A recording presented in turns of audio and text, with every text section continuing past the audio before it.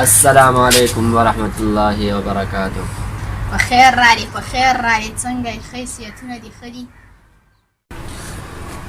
د سلام جواب چې دی په خیر علي نه دی، په خیر علي وروسته د جواب نه ورکوه. چې کله د باندې څوک سلام واچوي نو ته یې وعلیکم السلام ورحمت الله وبرکاتہ. اسلام ډېر یو ښکلی دین دی.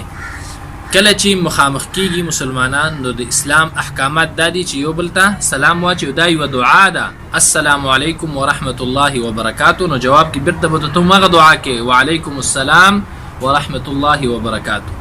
محترم ورونو، دا په مشرانو کې دا کار ډېر زیات دی چې کله هغې باندې تاسو سلام واچوئ نو بس هغه به تاسو په خیر رالي، په خیر رالي.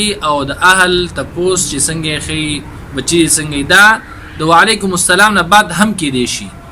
او بل یو ضروري خبره دا ده چې ډېر کله داسې یو کس سلام واچوي نو چا باندې چې واچولی شي هغه جواب یا نه ورکوي یا یې دومره سلو ورکړي چې هغه خپله چا چې سلام اچولی هغې ته پته ونه لګي، نو هغه ځان سره یو قسم خجالت هم شي چې یار ما سلام واچو او زما سلام ته چې دی چا جواب ورنکړه.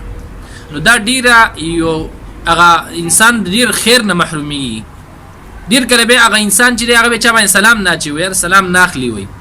نو که چېرته ته په زړه کې سلام اخلي یا ډېر په قلاره اخلي نو مهرباني وکړه دا سلام لږ به تیزه اخله، جواب لږ به تیزه ورکوه.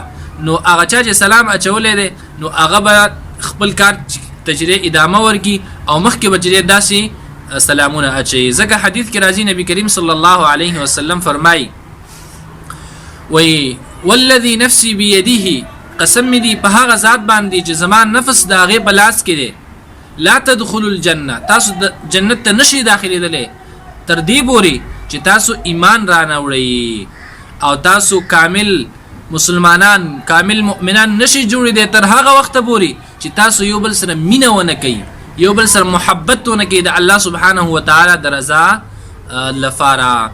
او دا مینه او محبت چې دا په څه باندې راځي نو اسلام هغه موږ ته دا مښیي وایي الا ادلکم، زه تاسو ته نه ښیم داسې یو شی چې هغه کله تاسو وکړئ اذا فعلتموه، کله چې هغه وکړئ تحاببتم، نو ستاسو به یو بل سره مینه او محبت پیدا شي. نو بیا ویل افشوا السلام بینکم، سلام چې دی دا عام کوي، دا خور کوي، سلامونه واچوئ خلکو باندې.